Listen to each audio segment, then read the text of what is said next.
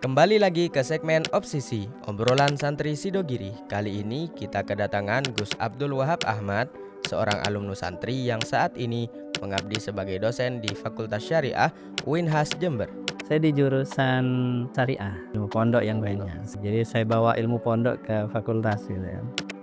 Obrolan kali ini mengulas bagaimana pesantren mampu melahirkan alumni yang dapat berkiprah di tengah masyarakat dengan beragam latar belakang, termasuk lingkungan non-pesantren, di tengah berbagai stigma dan framing negatif yang kerap disematkan. Dari berbagai macam bentuk pesantren yang ada di Indonesia ini, ada benang merah yang sama, di mana niat utamanya ya adalah mencetak ahli agama pasti. Pesantren pastinya memiliki corak pengajaran yang berbeda dari lembaga pendidikan lainnya. Hanya saja, perbedaan latar belakang tidak seharusnya menjadi alasan untuk saling merendahkan, melainkan menjadi ruang untuk saling menghormati dan menghargai. Karena adab, ya kita ikuti adab yang berlaku, bagaimana kita diajari untuk menghormati mereka secara proporsional. Saya kira masalahnya kembali ke patokan proporsional. Selama itu tidak berlebihan. Pendidikan pesantren juga menekankan pentingnya pendalaman ilmu secara fokus dan terarah, sesuai kemampuan masing-masing.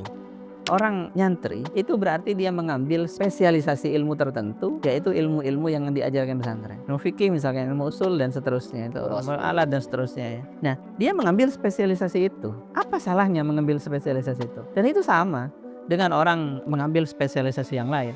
Tidak semua persoalan harus didalami secara mendetail oleh setiap orang. Memahami dan menjalankan peran sesuai kapasitas masing-masing merupakan sikap yang lebih bijak. Kepekaan terhadap isu global itu penting, tetapi tidak bisa kemudian semua orang harus membahas itu. Itu kan fardu kifayah saja. Meski tidak semua santri harus terlibat langsung dalam setiap isu yang berkembang, kalangan pesantren tetap berkontribusi dan menyampaikan pandangannya melalui organisasi dan lembaga yang mereka ikuti. Dengan organisasi-organisasi yang diikuti oleh orang-orang pesantren, itu mereka bersuara kok. Misalkan Nahdlatul Ulama bersuara aktif dalam gerakan-gerakan seperti itu. Cuman memang jangan dipaksa semua orang harus jadi aktivis. Seorang santri dituntut untuk menjaga integritas diri dengan mengamalkan ilmu yang dipelajarinya, sehingga nilai-nilai agama tidak hanya tampak dalam simbol, tetapi juga tercermin dalam perilaku sehari-hari. Jangan sampai kemudian dia bawa simbol-simbol agama tetapi tingkahnya tidak sesuai dengan agama. Nah ini kan yang akhirnya menjadi cemoohan orang. Benar. Lo katanya Gus kok begini, lo katanya Ning kok begini. Jadi karena dia sebenarnya yang dibawa itu simbol artisnya sebenarnya. Jadi kalau mau ngartis sekali, jangan lepaskan itu. Mari kita simak bersama penjelasan mengenai peran dan relevansi pesantren di tengah masyarakat modern dalam segmen Obsesi kali ini bersama Gus Abdul Wahab Ahmad.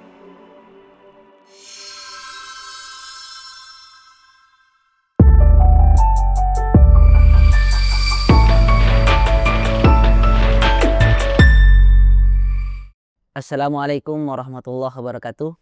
Waalaikumsalam. Kita kedatangan Gus Abdul Wahab Ahmad. Assalamualaikum warahmatullahi Gus. Waalaikumsalam warahmatullahi wabarakatuh. Kaifa halukum? Alhamdulillah. Terima kasih atas kehadirannya di Sidogiri TV.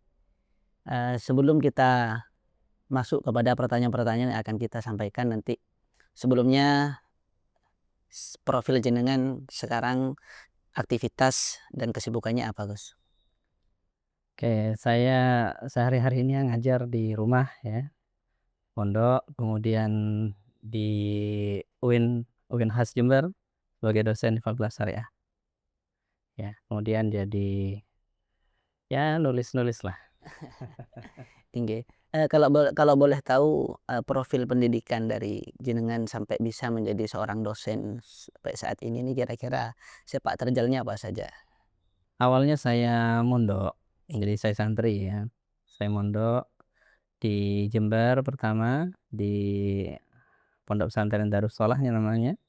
Kemudian lanjut ke Al-Khazini Buduran, yaitu di masa SMP dan SMA. Kemudian lanjut kuliah di S1-nya di Jember, di STAIN Jember dulu. S2 di UIN Surabaya, S3-nya di UIN Jogja. Berarti sudah doktor Gus, doktor berarti. Doktor. Iya begitu. Dan dosennya di S2 Sarjana. Iya juga. S1, S2, S3. Kalau boleh tahu, ini yang antum kan dosen gitu. ini ilmu dosennya itu yang antum ajarin itu ilmu pondok atau ilmu kuliah? Boleh jujur itu. Dua-duanya ya, tergantung mata kuliahnya.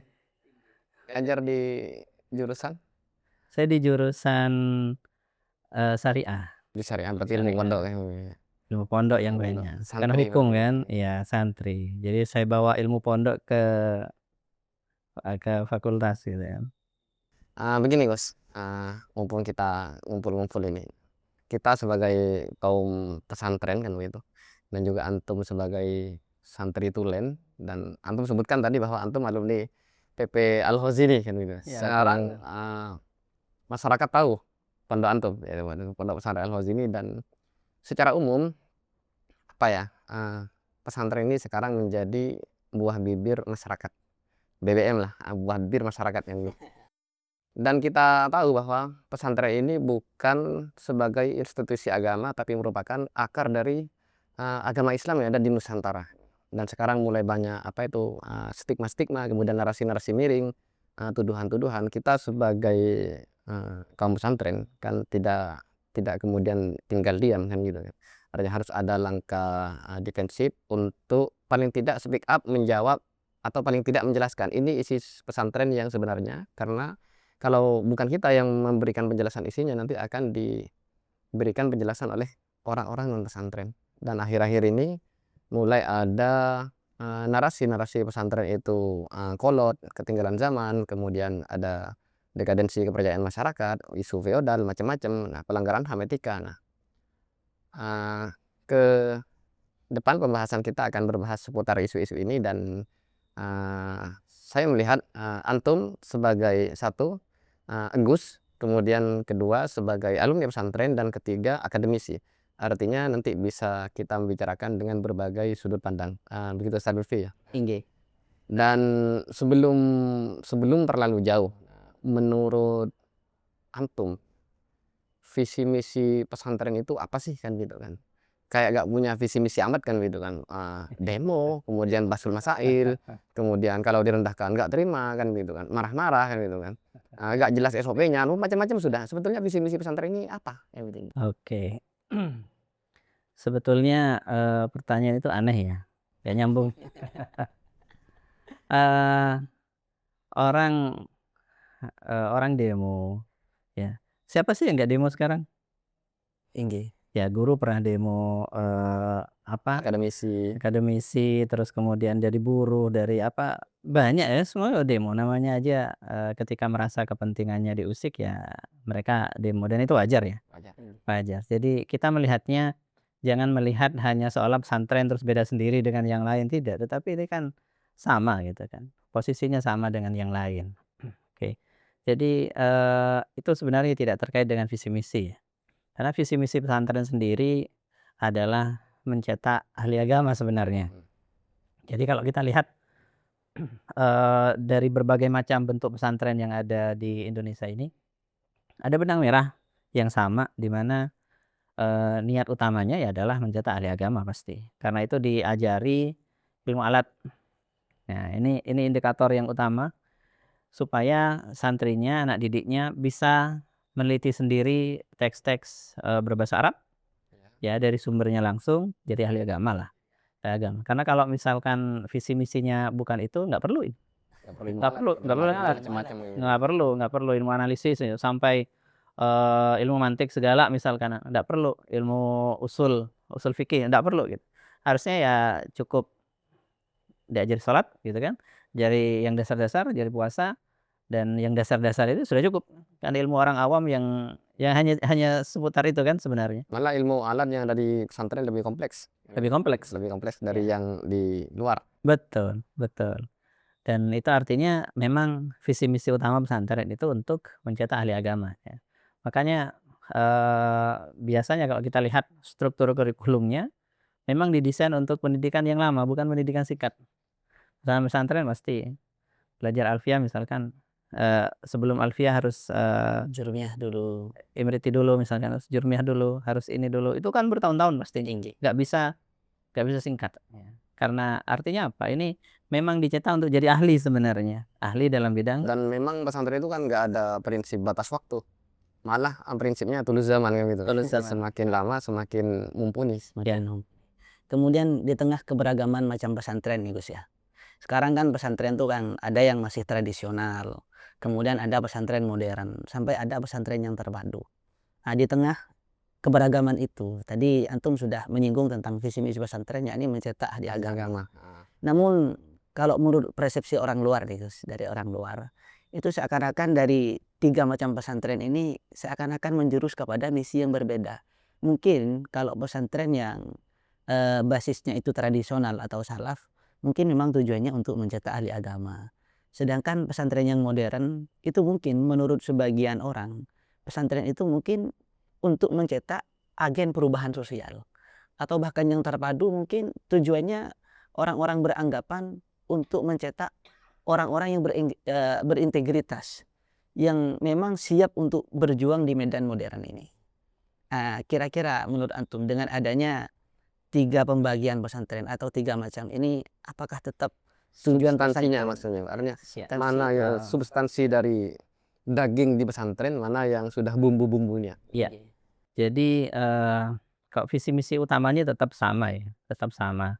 Itu adalah tambahan sebagai adaptasi dari pesantren untuk menjawab tantangan masanya. Sehingga ada pesantren yang memang menambahi ilmu-ilmu tertentu, kurikulumnya didesain demikian rupa ya. Model pesantrennya juga dibuat sedemikian rupa, itu karena kan ingin menyesuaikan dengan tantangan zaman yang ada yang mereka hadapi gitu kan. Tapi secara umum visi utamanya tetap ya.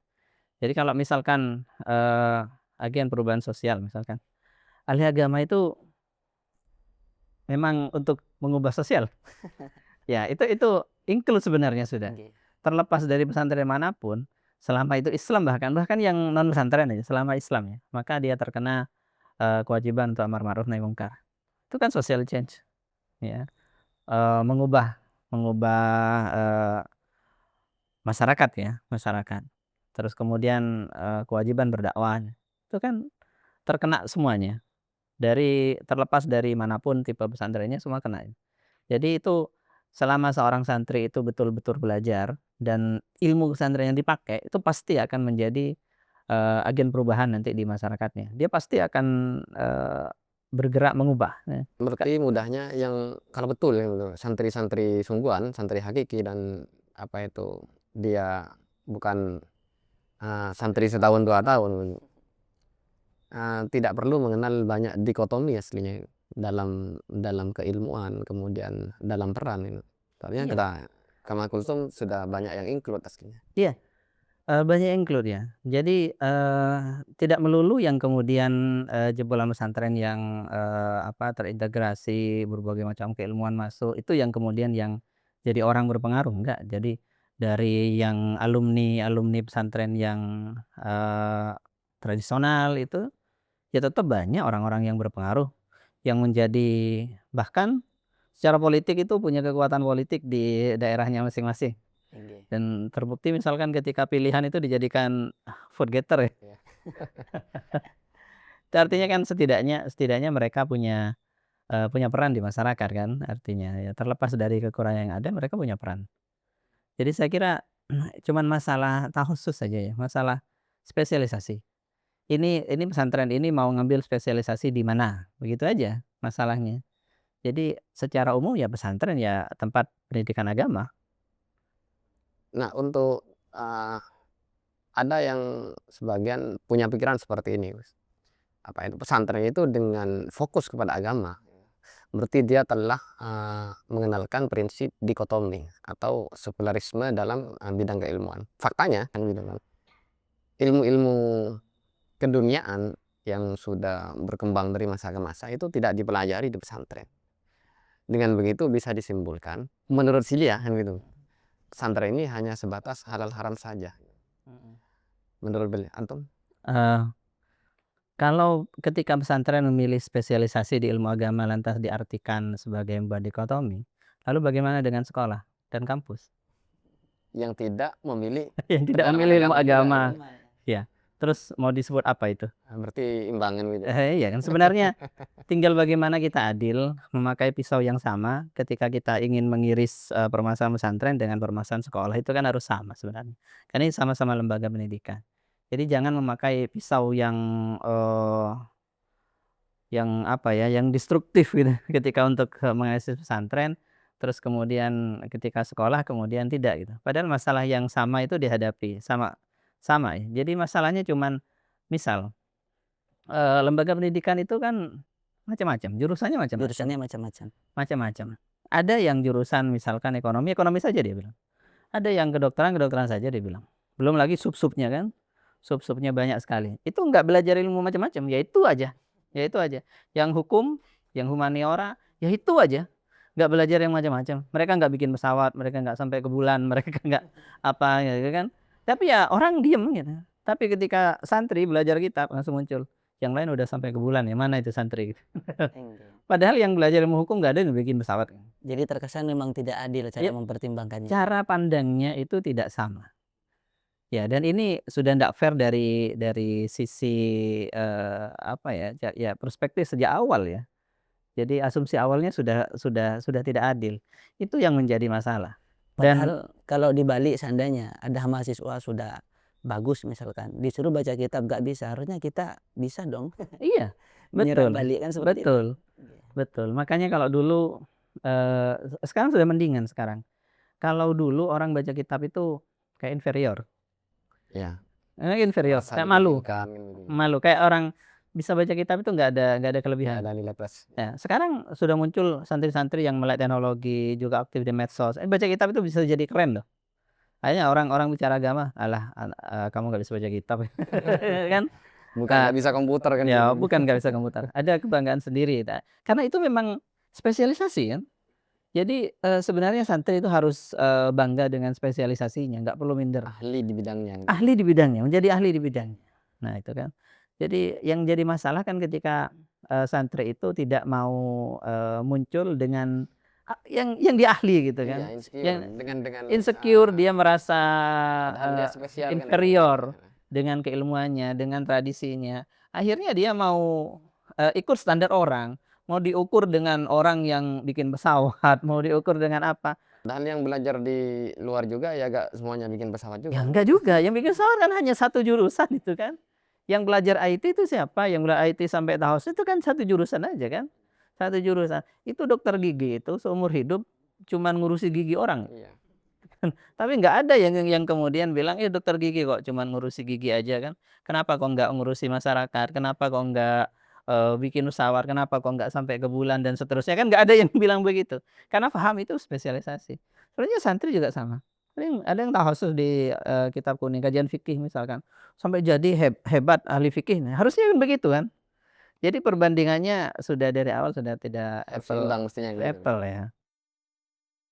Kemudian sesuai dengan mukaddimah yang disampaikan oleh Ustadz Firdaus tadi mengenai tradisi pesantren yang dibalikkan atau dibahasakan dengan bahasa feodal oleh orang luar. Nah, ini menurut antum, karena memang dari bahasa ini seakan-akan banyak peluang bagi orang-orang luar itu untuk menyerang pesantren. Betul. Padahal ini bukan hanya sekedar tradisi, namun ini adalah bagi Al-Fakir pribadi ini sebuah adab intelektual dari seorang santri seperti itu. Iya. Ada sebuah, maqalah ya, bahwa kebanggaan seorang hamba itu adalah ketika menghamba kepada Tuhan. Kebanggaan seorang murid itu adalah ketika mengabdi pada gurunya, ketika menghormati gurunya. Kebanggaan seorang anak itu adalah ketika melayani orang tuanya. Itu kan kebanggaan. Cuman di zaman ini ya, memang nilai-nilai barat itu masuk sangat sangat intens ke berbagai lini, Dan sehingga, nilai-nilai itu kemudian diserap juga oleh orang-orang, termasuk orang-orang Islam. Salah satunya, yaitu tentang egaliter, egalitarianisme. Semua harus dianggap sama, Kesetaraan. semua harus dianggap setara, semua ndak boleh ada beda. Akhirnya guru dan murid harus sama-sama manusianya. nggak ada afdholiyah, nggak ada keutamaan. Orang tua dan anak harus sama begitu kan. Nah, ini kan bukan ajaran Islam. Kalau di Islam kan tidak. Jadi, eee, betul, inna akramakum indallahi atqakum. Betul, indallahi memang semua sama. Artinya semua kan makhluk, setara sebagai makhluk. Kemudian dia dibedakan dengan ketakwaan masing-masing. Tapi dengan perspektif Tuhan. Perspektif antar makhluk kan tidak begitu. Harus ada aturan gitu. Perspektif antar makhluk itu harus dibedakan dengan perspektif ketika Tuhan nih. Jadi jangan pakai perspektif Tuhan untuk Menilai makhluk. menilai makhluk. Ini kan beda. Kalau perspektif antar makhluk kita diajarkan bahwa di Quran sendiri disebutkan dalam beberapa ayat ya bahwa nabi itu beda-beda ya. Terus kemudian manusia juga beda-beda. Beberapa dinaikkan derajatnya di atas yang lain, itu kan banyak ayat-ayat seperti itu. Tapi Ahli Rasul kan gitu. Iya, ahli ilmu juga diangkat sekian derajat, kan begitu. Itu kan secara literal sudah kelihatan bahwa levelnya kan beda-beda. Ya, kalau Allah sudah mengangkat gitu kan, masa kita nggak mau mengangkat? Nah, ini kan akhirnya dari sini kan nggak ketemu ya. Akhirnya sekarang atas nama egaliter itu kemudian guru murid salaman sama-sama tegak begini. Nah, ini kan apa bedanya dengan salaman ala barat itu kan? Aslinya kan selagi nggak melanggar hukum kan no problem No aja. problem. Ya, secara hukum juga apa yang disebut sebagai feodalisme di pesantren itu nggak tepat ya. Karena feodalisme itu kan sebenarnya konteksnya kepatuhan pada penguasa politik, ya, raja. Raja. Dan itu kepatuhan ini dipaksakan. Dipaksakan. Rakyat suka tidak suka, dia harus taat pada rajanya. Dia nggak bisa milih rajanya, entah rajanya itu berkualitas atau tidak, gitu kan, punya kemampuan atau tidak, yang namanya rakyat itu sudah harus tunduk. Kan feodalisme itu begitu Bukan sebenarnya. ketaatan berarti keterpaksaan gitu. Keterpaksaan, ketakutan, Ketakutan. ya, yang Tekanan. Ya. karena tekanan memang. Sehingga kalau tidak duduk di hadapan raja itu kemudian dihukum kan. Tapi kan tidak begitu dengan di pesantren. Jadi istilah feodalisme itu sebenarnya tidak tepat ya, tidak tepat. Karena di pesantren itu seorang kiai, seorang figur itu dihormati karena dia punya ilmu, dia punya kapasitas, dia punya otoritas, dia punya keahlian. Jadi ini penghargaan terhadap keahliannya sebenarnya. Harus ada paksaan. Gitu. Tanpa harus ada paksaan. Dan ketika tidak begitu ya nggak diapa-apain sebenarnya kan. Sebenarnya nggak diapa-apain, nggak ada sanksi kan. Berarti kalau begitu sebetulnya ya tuduhan feodal ke kaum pesantren itu rapuh kan gitu. Betul. Rapuh. Secara umum begitu ya, secara umum. Meskipun kita tidak bisa pungkiri sampai titik tertentu ada yang kemudian bersikap begitu. Oknum ya gitu. Oknum ya, beberapa. Bukan manhaj kan gitu. Bukan. Artinya biasanya itu terjadi ketika bukan pada taraf pendirinya, tapi misalkan anaknya misalkan. Dan anaknya ini tidak alim. Ketidaksiapan penerus Ya, tokoh pesantren. Penerusnya itu yang memangku pesantren. Penerusnya ini tidak alim, misalkan. Dan karena tidak alim dia akhirnya ingin penghormatan yang lebih. Nah itu bisa jadi ini yang atau ada beberapa pesantren baru ya yang memang sebenarnya bisa dibilang kiainya juga bukan seorang ahli ya, tapi hanya pandai berceramah misalkan. Nah, ini biasanya yang aneh-aneh kan muncul dari situ. Bukan yang dari pesantren yang memang dibentuk karena keilmuan sebagai institusi keilmuan yang matang gitu kan, biasanya kan bukan dari situ yang muncul. Nah, menurut antum ya kan kita tidak bisa memungkiri kan antara oknum dengan manhaj pesantren. Pandangan antum artinya kan begini, apa itu ketika penerus pemangku pesantren kan gitu tidak seberkualitas pendahulunya gitu, maka penghargaannya akan kepada status sebagai anak kiainya, bukan kepada ilmunya kan gitu. Sementara santri melihat ayahnya gitu.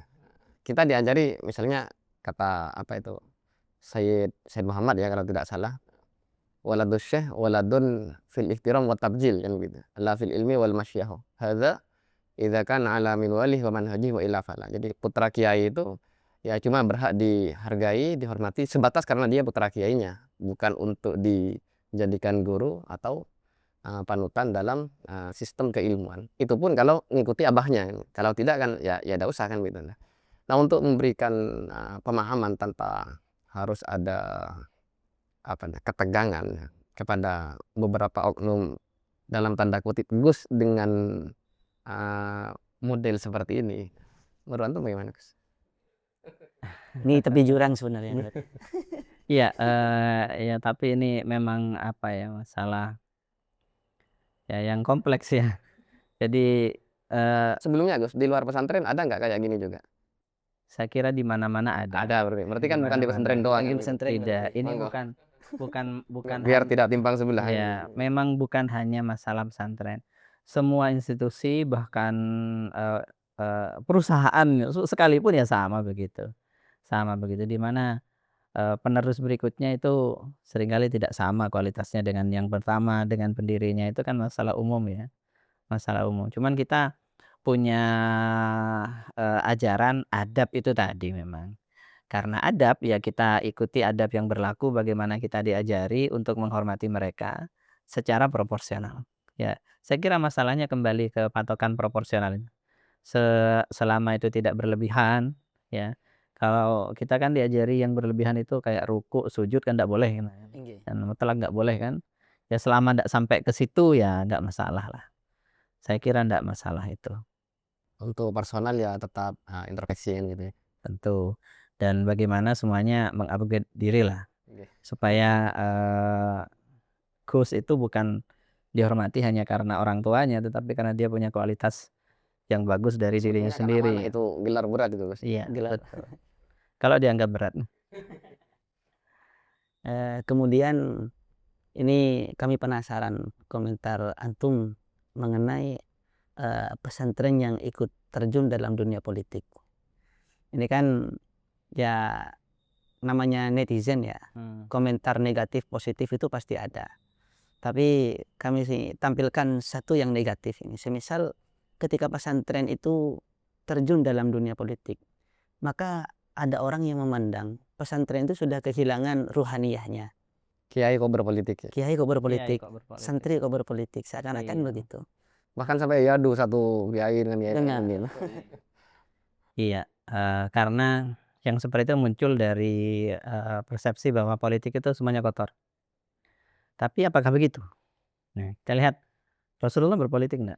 Berpolitik. Presiden ya, kalau dalam istilah sekarang. Khulafa gitu ya, muluk. Khulafaur Rasyidin politik enggak? Politik. Ya, justru yang paling tinggi kan, punya pemegang kekuasaan politik tertinggi. Demikian juga tabiin banyak. Jadi kita melihat politik itu jangan hitam putih ya, hitam putih. Memang dari politik itu ada kebenarnya, ya. Tapi yang benarnya kan banyak.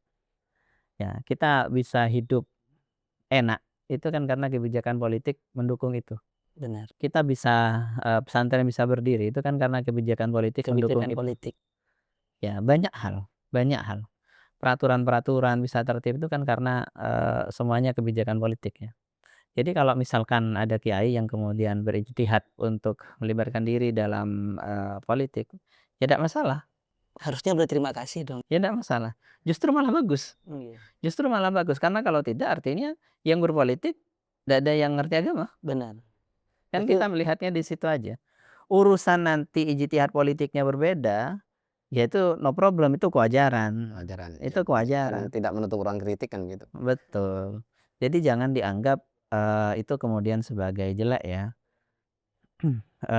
Demikian juga yang tidak berpolitik, karena ada orang yang saking senangnya ke politik sampai kiai yang tidak berpolitik dianggap sebagai apatis ya, sebagai orang yang tertinggal dan seterusnya. Ya enggak juga, karena memang semua bidang itu ada yang ngurus, intinya kan begitu. Jadi tidak masalah lah, saya kira. Kalau perbedaan politik kiai Gus, menurut Al-Fakir sepertinya masih banyak yang belum memahami antara kiai politik dengan politik kiai. Nah, di acara 5 tahunan misalnya kan banyak itu. Nah, jadi firqah-firqah kan boleh kiai ini ke firqah ini, kemudian kiai itu ke firqah itu. Nah, sepertinya memang beliau-beliau ini memang memang bagi tempat, bukan bukan beda tempat, bagi tempat. Artinya andai saya yang ditakdirkan menang, ya saya yang untuk merangkul dia agar lurus. Andar saya ditakdirkan kalah, ya tugas ente kan begitu. Apa Betul, begitu? betul. Ya, Cuma orang nggak sebenarnya paham ini. iya, itu biasanya di belakang layar ya. Pembicaraan di belakang layar bahwa, ada yang di sini, ada yang di situ, itu kan semuanya, perjuangannya sama. Bahkan ada yang partai ini, ya partai itu ya. Ada yang partai Islam, ada yang partai yang, anggaplah sekuler begitu kan. Ya ya ndak masalah lah, ndak masalah. Semua kan berdakwah, eee, di tempat yang beda-beda ya, dengan segmen yang beda-beda, ngajak orang yang beda-beda, ya ndak masalah. Malah bagus kan. Malah bagus. Faktanya Malah bagus. setelah kontestan itu selesai, ya kiainya ragu-ragu lagi, kita Ya biasa makan lagi. saja, biasa saja. Ya jadi, kita jangan terbiasa membenturkan, hal-hal semacam itu ya. Itu masalah, masalah ijtihadi, ijtihadi. Dulu pernah, cerita dikit ya, dulu pernah ada perlombaan lomba debat yang, penggagasnya itu Aswaja Center, di Center, Jawa Timur, Jatim ya. ya dulu. Salah satu yang tema yang didebatkan adalah, antara kiai yang berpolitik dan tidak berpolitik, mana yang Aslah. iya, hanya saya bilang, "Materi ini tolong di-drop, materi ini tolong di-drop, nggak usah, nggak penting." Kenapa? Karena dua-duanya bagus, ada tempatnya masing-masing gitu. Ini cuman, bikin bikin santri kepikiran untuk mengkritik yang tidak sama ijtihadnya Betul. begitu. Padahal itu dua-duanya Sama-sama bagus, benar. nggak ada yang nggak bagus dari itu. Yang nggak bagus kalau ngajar maksiat gitu kan, atau politiknya itu politiknya yang, merusak Islam, nah itu kan baru itu yang nggak bagus. Kembali lagi ke isu-isu di pesantren Gus ya. Kan, sekarang udah banyak kita lihat jebolan-jebolan pesantren yang mahir baca kitab, alim ilmu fikih, alim ilmu usul.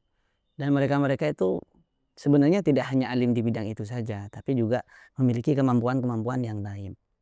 Kadang orang itu berpikir, orang-orang luar khususnya berpikir, menganggap kok santri masih itu-itu aja sih kerjaannya, belajar Fathul Qorib, belajar Rubil Usul. Sekarang kan dunia sudah semakin berputar, ada Bitcoin, ada trading forex dan ada yang lain sebagainya. Kapan santri mau bergelut di situ? Udah Orang-orang luar naik ke tuh bulan ini. iya, kok gak santri kok gak naik ke bulan ya kan. Iya. Kadang Turun orang-orang dulu, perspektif di luar kan seperti itu kepada kita sebagai santri. Iya, eee, pertanyaan itu juga bisa disampaikan kepada seluruh, siswa sekolah. Kan sama saja kan? Ya yang jurusan, hukum misalnya, ya hukum terus kan. Yang jurusan, kedokteran, ya kedokteran terus. Ya sama aja mereka, kenapa kok nggak bahas Bitcoin, kenapa kok nggak bahas ini, kenapa nggak bahas itu, kan sama aja. Yang urusan, seni misalkan, ya seni aja kan, yang nyanyi, kenapa kok cuman kerjaannya nyanyi aja seumur hidup gitu. Kenapa kok nggak bahas Bitcoin, kenapa kok nggak bahas, trading forex forex-nya. gitu misalkan atau apa. Nah ini sebenarnya pertanyaan bermutu atau tidak? Ya Ya, enggak kan? tidak bermutu sama sekali. Karena sebenarnya, memaksakan orang, dengan spesialisasi yang berbeda. Orang orang nyantri itu, dia ini harus dipahami ya, orang nyantri itu berarti dia mengambil spesialisasi ilmu tertentu, yaitu ilmu-ilmu yang diajarkan pesantren. Ilmu fikih misalkan, ilmu usul dan seterusnya itu, ilmu alat dan seterusnya ya. Nah, dia mengambil spesialisasi itu. Apa salahnya mengambil spesialisasi itu? Dan itu sama dengan orang, mengambil spesialisasi yang lain. Lah lah wong orang belajar misalkan belajar, akting misalkan ya, di sekolah-sekolah akting yang mahal itu kan. Dia apa sih, misalkan keistimewaannya dibanding yang lain? Sama aja kan sebenarnya keterampilan. Orang belajar masak gitu, ada sekolah-sekolah masak. Apa sih kemudian? Tapi cuman kan mereka tidak mendapatkan pertanyaan serupa ya. Berarti yang tanya yang salah ini gitu. Ya yang tanya yang salah ya kan. Kenapa? Seandainya mau dibalik aja. Itu dokter-dokter itu kenapa kok nggak bisa baca Fathul Muin sih? Misalkan. Ya. Kenapa, politikus-politikus atau hakim-hakim atau, musisi atau apa ya, jebolan-jebolan sekolah itu kok, nggak paham ilmu hadis sih misalkan. Ya bukan bidangnya, kan sama aja. sama aja. Kalau Gebulan sama-sama nggak Gebulan itu. Ibnu Sina, Gus. Ibnu Sina ulama. Ibnu Ibnu Sina Rus. ulama. Ibnu Rus bang. Khawarizmi. Khawarizmi ya. Khawarizmi ulama. Oke. Cuman mereka ulama yang mengambil spesialisasi ilmu umum tertentu. Mereka ada yang Khawarizmi matematika misalkan, Ibnu Sina kedokteran misalkan ya, Jabar. kedokteran dan filsafat misalkan. Cuman dalam ilmu yang lain mereka kan nggak kebaca. Dalam ilmu usul ada ndak nama mereka? Ndak pernah. Dalam ilmu hadis ada ndak? Dalam ilmu tafsir ada ndak? Nah, kita nggak bisa terus ngomong kenapa kok ini kok nggak ahli di bidang ini? Ya ndak, ya mereka ngambil spesialisasi tertentu.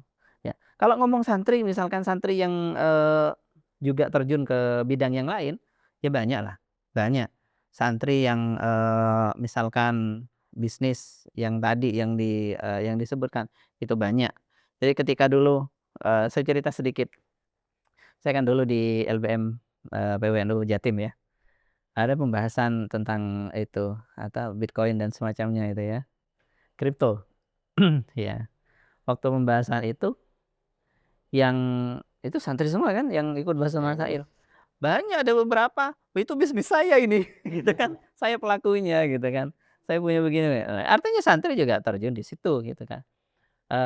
Kemudian dalam bidang apa yang lain banyak tuh santri-santri. Ada yang jadi dokter ya juga ada. Awalnya santri. Ada yang jadi politikus ya banyak kan. Awalnya santri. Jadi presiden aja ada kok. Ya jadi menteri banyak ya. Jadi menteri banyak gitu kan. Dan cuman kan ketika sudah jadi itu mereka tidak dibaca sebagai santri. Padahal itu santri.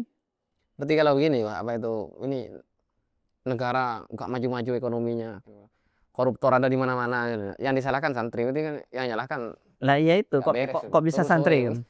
Kok bisa santri gitu kan? Padahal problem yang sama ada di semua Elemennya. semua elemen ya. Jadi kita harus adil. Kita harus adil. Memandang santri itu jangan dipotong-potong gitu loh. Ini mengambil spesialisasi ini ya kita hargai. Ya sama dengan orang ngambil spesialisasi pengetahuan apa. Ada orang yang kuliah sejarah misalnya, ada kuliah bahasa misalkan. Yang santri dia kuliah juga kan meskipun namanya bukan kuliah ya. Di pesantren itu kuliah tentang usul fikih, tentang tafsir, tentang hadis. Itu kan ilmu juga, disiplin ilmu juga itu. betul ya. Dan itu ketika dibawa di kampus menjadi satu jurusan yang ya sama, setara dengan yang lain sama. Sampai S1, S2, S3 ada jurusan itu. Berarti kalau ada santri misalnya, Gus, ahli IT buat aplikasi digital Palak misalnya. Iya. Sudah kira punya produk itu ya. Berarti ini Digital Palak. sudah nilai lebih berarti. Betul, itu sudah nilai lebih. Dan itu bukan kewajiban mereka sebenarnya. Benar. Dan kita ada nemukan atau apa itu, karena santri itu walaupun tidak apa ya, berbagai jurusan seperti di perkuliahan itu digeluti, dan memang mereka itu bisa apa adanya kan gitu. Ya apa saja dikerjakan biasanya. Dan kita melihat bahwa faktanya yang pengangguran itu sebetulnya angka pengangguran itu kalau kita lihat itu non santri. Betul. Ya, dan yang angka yang masuk lamaran kerja yaitu non santri juga kan, karena santri itu nggak lamar kerjanya ya apa yang dikerjakan gitu. Iya, betul. itu perspektif yang bagus ya. Jadi kok kita mau nyorot output dari pesantren misalkan. Output pesantren jadi apa sih? Jelas yang itu di data pengangguran itu bukan output pesantren itu. Dan itu yang besar output sekolah itu kan. Juga sama kan. Ada problem yang sama. Cuman yaitu tadi santri itu karena di pondok itu terbiasa untuk mandiri sedari kecil ya. Jadi santri itu ketika lepas biasanya lebih siap untuk kerja meskipun kerjanya ya tidak sama dengan kerjanya anak kuliah. Tapi setidaknya mereka tahu skill bertahan hidup. Mereka nggak gengsi untuk melakukan apapun, untuk berwirausaha macam-macam. Kalau mau dihitung misalkan, hitung-hitungan fair lah, hitung-hitungan fair. Santri itu alumninya banyak yang kaya enggak? Banyak. Yang Yang kaya banyak. Yang kaya Jadi banyak, tapi. jadi yang punya perusahaan banyak, yang punya toko sekian banyak. Banyak lah. Ya cuman kan nggak dibaca itu kan. Yang dibaca yang ketika lulus terus nganggur. Akhirnya terus kemudian dijadikan alasan untuk ngeritik pesantren. Apa pesantren ini? Lulusannya bingung mau jadi apa. Emang sekolah nggak bingung? Padahal jurusan ekonom banyak juga yang nganggur. Iya. Sama jurusan sekolah juga sama gitu kan. Jadi Kalau kita adil sebenarnya melihat ya nggak ada masalah yang begitunya di pesantren, cuman pisau yang kita pakai itu seringkali berbeda ketika, mengirim pesantren dan mengirim sekolah gitu ya. Ya tidak objektif itu tadi. Eh, kemudian, kita kan mengenal antum ini sebagai salah satu tokoh atau Gus yang memang sering mengkritik sesama Gus. Ini sebenarnya ada pertanyaan begini, sekarang itu kan kita dipertemukan dengan zaman ada istilahnya Gus selebgram atau bahkan ada istilah neng influencer gitu kan ya. Yang mereka itu tampil di media bukan dengan ilmunya, tampil di media itu ya seperti artis lah, tak ubahnya artis. Ngartis. Ya mungkin sebagaimana yang sudah disinggung sebelumnya, mereka itu hanya mungkin mengandalkan sebagai keturunan dari kiai, sehingga tampil dari sisi yang berbeda bukan dari ilmu, tenornya bukan dari ilmu, tapi karena dia menjadi seleb, karena sudah banyak pengikutnya ya dari santri-santrinya. Nah, antum memandang fenomena ini gimana, Gus? Gini ya, lagi-lagi kita harus adil ya. Ketika seseorang itu menjual simbol agama ya, maka dia harus menampilkan nilai-nilai agama. Karena yang dijual itu adalah simbol agama. Seperti Gus dan Ning bagaimanapun itu adalah simbol agama ya. Simbol agama. Simbol agama. Alma maternya Alma maternya ya religi. Maka dia mau tidak mau harus memakai aturan-aturan agama. Ini pantas tidak secara agama? Ini melanggar syariat atau tidak? Jangan sampai kemudian dia bawa simbol-simbol agama tetapi tingkahnya tidak sesuai dengan agama. Nah, ini kan yang akhirnya menjadi cemoohan orang. Benar. Lo katanya Gus kok begini, lo katanya Ning kok begini gitu kan. Jadi karena dia sebenarnya yang dibawa itu simbol artisnya sebenarnya. Jadi kalau mau ngartis, ngartis sekali, jangan lepaskan itu baju Gus, silahkan baju ngartis Ning, tapi jangan silakan. ngaku Gus kan bisa. Jangan ngaku Gus, gitu. Jangan pakai simbol agama gitu kan. Sehingga tidak kemana-mana nanti. Ini kan yang jelek kemudian Gus institusi yang agama seolah itu loh, wong Gusnya aja begitu gitu kan. Apalagi santrinya kena semua santri. Santrinya. Padahal sebenarnya Gus yang aman-aman iya, kecipratan nanti. iya kecipratan semua. Itu kan karena dia label dan tingkah itu berbeda. Tetapi kalau misalkan dia anggaplah trademark-nya memang sudah begitu Gus, Ning, tapi dia pakai yang dijual dalam tanda kutip ya. Anggaplah semuanya jualan. Meskipun sebenarnya bukan, Iya. tidak semua begitu. Eee, tapi yang dijual itu yang disuguhkan ke masyarakat adalah hal-hal yang memang pantas gitu kan. Dia ngajar gitu kan, dia ngajar, dia ngasih pengetahuan, dia bikin podcast, dia bikin konten yang, Ilmiah. ilmiah ya, ilmiah bagus, bermanfaat, ya baguslah. Jadi tergantung aja kan, tergantung bagaimana, tingkah dia cocok nggak dengan label yang dia bawa gitu. Kalau keahlian itu punya sepertinya nggak sampai ke situ. Artinya ya kalau dia punya kemampuan Iya. public speaking ya masuk ke dunia Betul. konten kreator yang bobot. Betul. Kalau nggak punya itu ya yang ngajar teruskan abah. Yang repot ketika si Wahuma ini sudah hanya cukup senyum-senyum tapi follower banyak. Follower banyak dan ya simbol-simbol itu lagi akhirnya kemudian banyak ya blunder ya. Kita tidak bisa menafikan itu beberapa tingkahnya yang blunder. Antum terganggu nggak Gus sebagai Gus yang ada di jalur yang benar dengan gara-gara Gus kayak gini terganggu nggak? Ya sebenarnya saya nggak mengikuti mereka ya. Saya nggak terlalu aktif di dunia medsos terus ngikuti sehingga nggak juga. Cuman beberapa yang ngikuti itu memang ya terganggu betul ya. Karena image-nya akan rusak sebab itu ya. Ya sama seperti kiai misalkan. Kiai itu kan bagus ya. Tetapi kemudian ada oknum kiai orang sebenarnya baru bangun pesantren, baru kemudian dia disebut kiai terus kemudian punya kasus skandal di pondoknya masuk berita nasional. Semua kiai kena ya. Semua kiai kena. Semua kiai kena. Itu kan apalagi yang lurus-lurus, yang lama-lama yang ngajar sudah sekian generasi begitu yang aman-aman saja tidak ada apa-apa dapat penghakiman yang serupa gara-gara Padahal beliau istiqomah. nah iya. Biasanya kan yang baru-baru yang seperti itu. Benar. Ya enggak semua ya. Enggak semua. Tetapi tindakan-tindakan penyelewengan seperti itu kan sedikit banyak menunjukkan ketidaksiapan mental lah. Dan Tidak orang belum bisa bedakan antara Ya. oknum dengan manhaj. betul. Kemudian menurunnya peran pesantren di tengah-tengah isu global.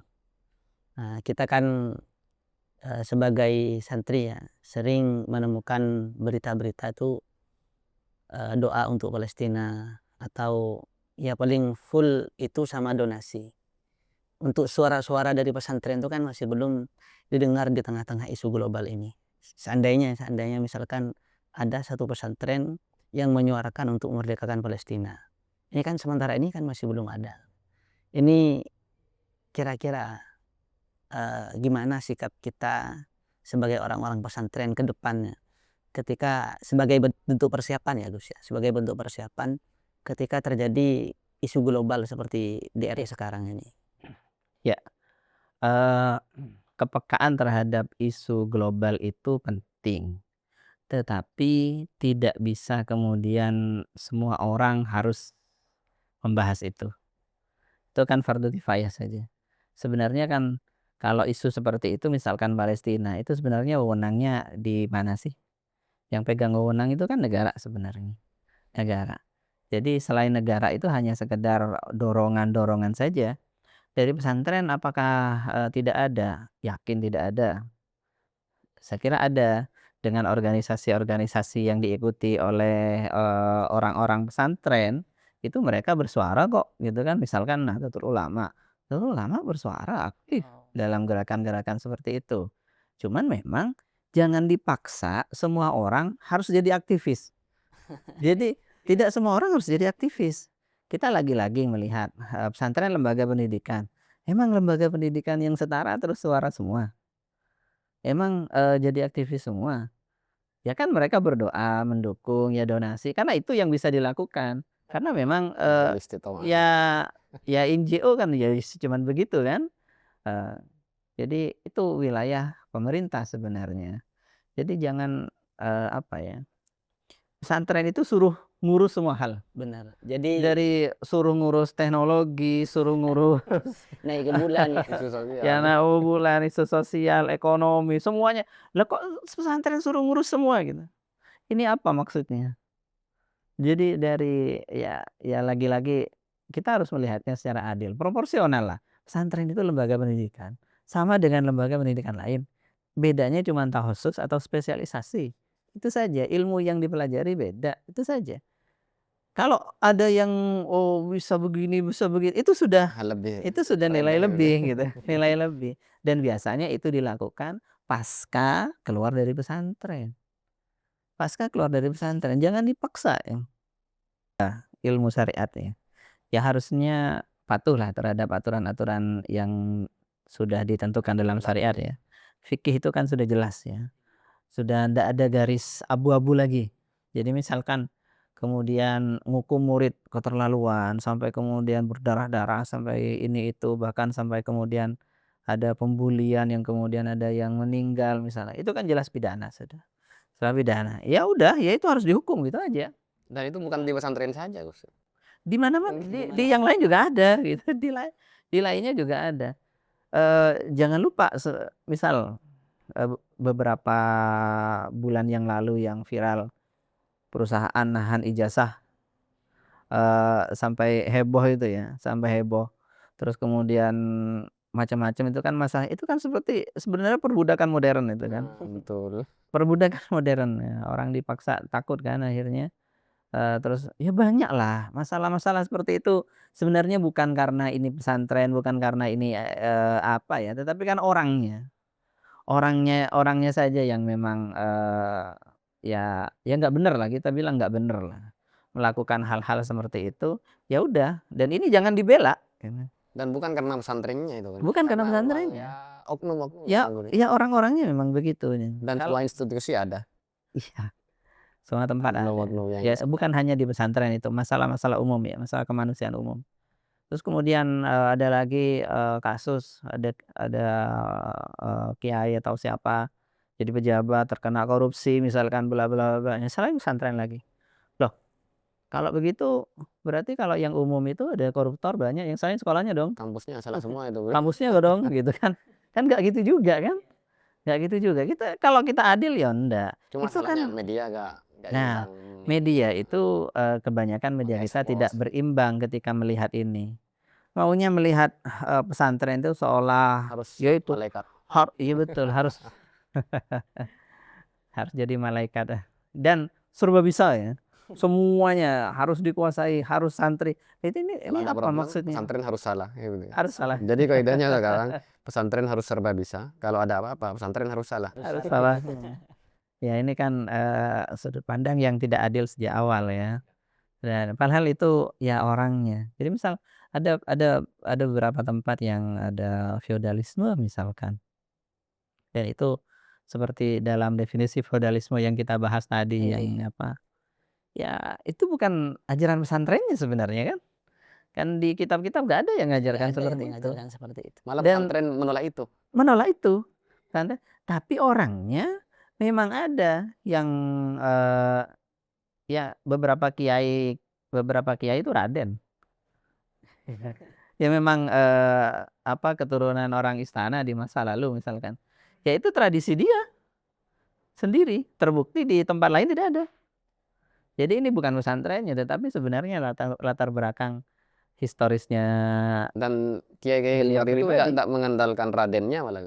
Iya, Tetap nggih, dia berposisi sebagai kiai yang istiqomah. sebagai kiai. Ya macam-macam. Intinya itu, ndak semua hal yang terjadi di pesantren lantas bisa dianggap sebagai tradisi pesantren. Enggak, kita harus memilah dulu. Karena kalau disebut tradisi pesantren, semua pesantren harusnya sama, punya ciri itu. Tapi ketika beda, ya kita nggak bisa bilang itu dari pesantren. Berarti ada faktor tertentu yang menyebabkan itu ada di satu tempat, tidak ada di tempat lain. Ya, Artinya intinya jangan memberikan penilaian pada pesantren dengan kacamata yang ada di luar pesantren. atau, yang, mengeneralisir.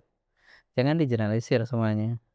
Satu kasus itu seringkali hanya kasus lokal ya, bukan kasus seluruh pesantren. Itu istiqra ghairu tam. Ya, betul. Inggih. Sebelumnya terima kasih banyak Gus atas kehadiran antum ke tempat kami di obrolan santri Sidogiri. Kami atas nama Muhammad Lutfi Maulana dan rekan kami. Muhammad Firdaus Soleh. Nashkurukum istifadah. Nastafid katsir. Sama-sama. Inggih. Sama-sama. Sambung doanya juga untuk kami, mudah-mudahan diberikan kemudahan untuk berjuang nanti Amin. ketika sudah ada di masyarakat. Ya. Karena kita statusnya masih santri aktif. Ya, untuk kita semua, untuk semua santri. Inggih. Ya. Untuk semua santri pada umumnya. Amin. Baik Gus, kita akhiri obrolan kita pada perjumpaan kali ini, dan pemirsa Sidogiri TV, kita pamit undur diri. Saya Muhammad Lutfi Maulana dan rekan kami Ustaz Firdaus Soleh beserta muhadir kita pada malam hari ini Gus Abdul Wahab Ahmad pamit undur diri. Walafu minkum. Assalamualaikum warahmatullahi wabarakatuh. Waalaikumsalam. Waalaikumsalam.